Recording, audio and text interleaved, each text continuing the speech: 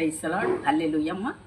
మరి ఈరోజు క్వయర్ అంటే పాటల బృందం. ప్రతి చర్చిలో క్వయర్ గ్రూప్ ఉంటుంది, పాటల బృందం ఉంటుంది, మ్యూజిక్ ఉంటుంది, మరి అన్నీ ఉంటాయి, వాయిద్యాలన్నీ ఉంటాయి. అది మనం పెట్టుకున్నది కాదు. మరి సలోమన్ మహారాజు ఆయన ఆస్థానంలో గాయక బృందాన్ని ఎవరు పాడాలి, ఎప్పుడు పాడాలి, ఎవరు అవి వాయించాలి, ఎవరు పిల్లలు కూడా, ఇవన్నీ కూడా మంచి మంచి ఖరీదైనటువంటి వాయిద్యాలను పరికరాలు చేయించి పెట్టాడు సలోమన్ మహారాజు. మరి యెరూషలేము దేవాలయంలో ఆయన కట్టించినప్పుడు, ప్రభు సెలవిచ్చినప్పుడు మరి ఆ దేవాలయంలో అన్నీ కంప్లీట్ అయినాయి.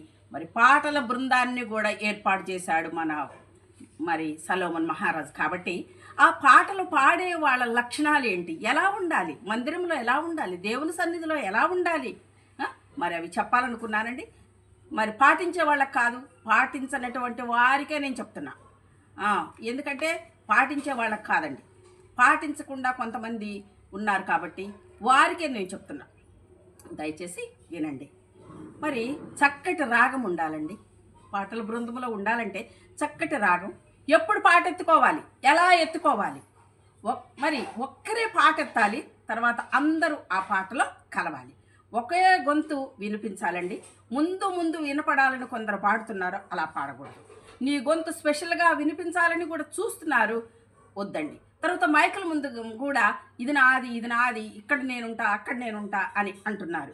కొందరు కళ్ళు అటు ఇటు తిప్పుతూ నన్ను చూస్తున్నారా, మరి నేను ఎవరెవరికి ఇష్టం అని కళ్ళతో చూసి మరి నవ్వుతున్నారు.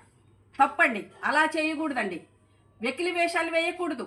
నీకు పాట రాకపోతే వస్తుంది అనుకుంటావు, రాకపోయినా వస్తుంది అనుకుంటావు, కానీ నీకు రాదు, అది నువ్వు పాడొద్దు. చెప్పినా ఒకవేళ నీకు అర్థం కాదు, కూని రాగము తీయొద్దు. నీకు వస్తేనే పాట పాడు. నీకు పాట రాకపోతే స్వంతంగా మౌనంగా ఉండటం, పక్కకి తప్పుకోవటం నేర్చుకో.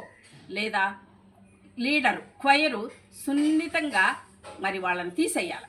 వయసును బట్టి గొంతు మారుతుంది, గొంతు చీరబోతుంది. కాబట్టి అలాంటి వాళ్ళు పాడకూడదు. ఇంతకాలం మనం పాడాము, మరి అందరు చూస్తున్నారు మనల్ని, కాబట్టి మరి ఏంటి ఇలా పాడుతున్నారని ఎవరు అనుకోకూడదు. ఇంకొకరికి ఛాన్స్ ఇవ్వండి.